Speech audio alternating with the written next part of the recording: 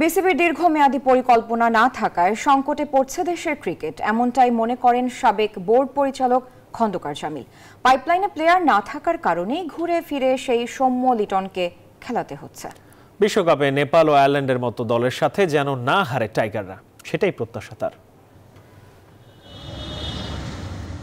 ধুঁকছে দেশের ক্রিকেট, নেই ক্রিকেটার তৈরির দৃশ্যমান কার্যক্রম। গেল 10 বছরে সাকিব, তামিম, রিয়াদ, মুশফিকদের বিকল্প তৈরি হয়নি।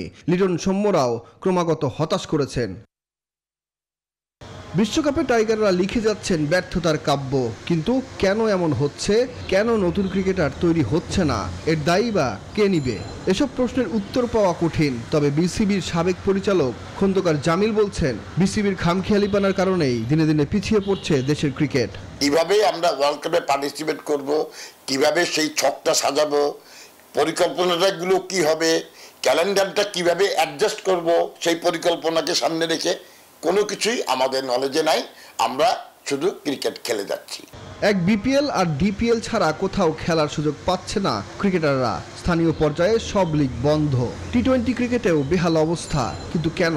ঘরোয়া ক্রিকেটে টি-20 শুধু বিপিএল দিয়ে টি-20 ম্যাচ খেললে কয়টা প্লেয়ার বিপিএল এর সুযোগ পায়?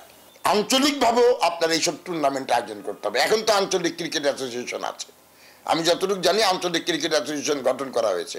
তাদেরকে তো দায়িত্ব দেওয়া যেতে পারে যে চিটাগাঙে একটা টি-20 টুর্নামেন্ট হলো, সিলেটে একটা টি-20 টুর্নামেন্ট হলো, খুলনায় হলো, বরিশালে হলো, রংপুরে হলো, এরকম তো করা যেতে পারে। সেখান থেকে যে প্লেয়ার বেরিয়ে আসবে না, হু নোজ।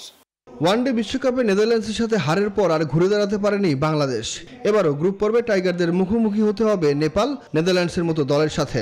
সাবেক এই বোর্ড পরিচালকের প্রত্যাশা, গ্রুপ পর্বে অন্তত 2টি ম্যাচ যেন জেতে বাংলাদেশ।